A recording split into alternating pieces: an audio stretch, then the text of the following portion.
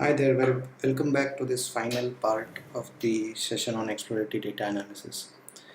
In this part, we'll quickly look at what more we can do with the CMR data, and then we shall wind off looking at some of the reference links which we had discussed in the introductory section.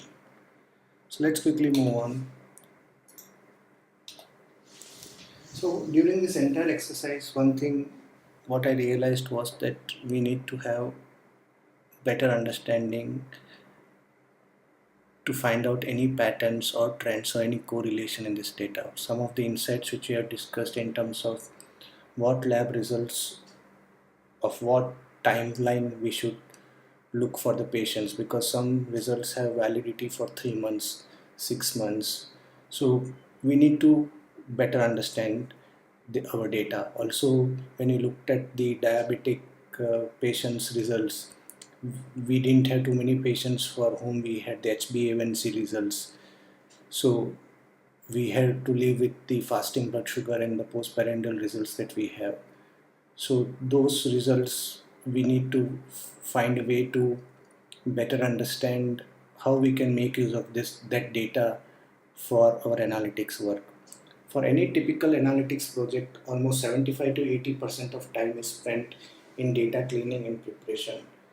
That kinds of prepares our foundation for the rest of our analytics work, which could be predictive analytics work in terms of model building or model evaluation or anything else. So it's very important that we prepare and clean our data very well. Some of the insights which we have already discussed is when we looked at the spread of patients across different regions, the city and the village name being misspelled. So we need to correct those data. So correcting the data or looking at the missing values and replacing them with proper values for the missing data, like for numerical or continuous data, we might replace them with, say, mean or median based on case-to-case basis or the domain understanding or the domain knowledge of that field. Also, we looked at the quantile distribution when we looked at the hemoglobin result values, and we looked at the outliers in terms of very high values or very low values. So we need to look at how do we identify outliers in our data and how do we replace them. Also, we need to do much more work in terms of descriptive statistics to look at what is the central tendency of our data in terms of mean, median. Also look at whether the data is normally distributed or whether it is skewed. Also, we can perform some hypothesis testing. During this entire exercise, we also discuss cases where we may have to derive new columns or new features out of the existing data. Like for diabetic patients, we say that from the fasting and the postprandial sugar levels, we may have to derive the average sugar levels. Also, binning of ages of patients to say different categories, so that we can look at the spread of patients in different categories like infant, youth, adult, etc. Also, although we did not look at the chief complaint data as such, but the chief complaints data in the Bahmni or the OpenMRS database is stored as free text, so and comma separated values. So we may have to perform some kind of text processing on these chief complaint values to extract some meaningful information out of them.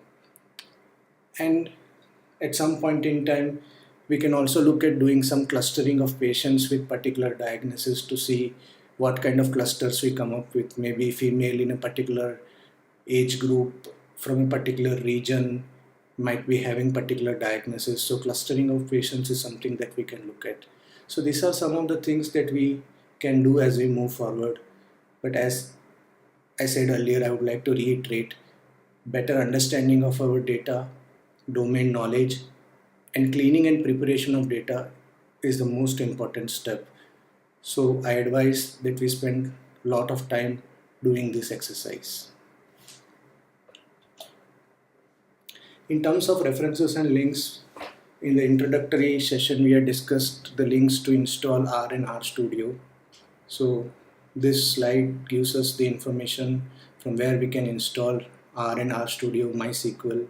Also, for any R help, R blogger site is a very good site, very good source of information.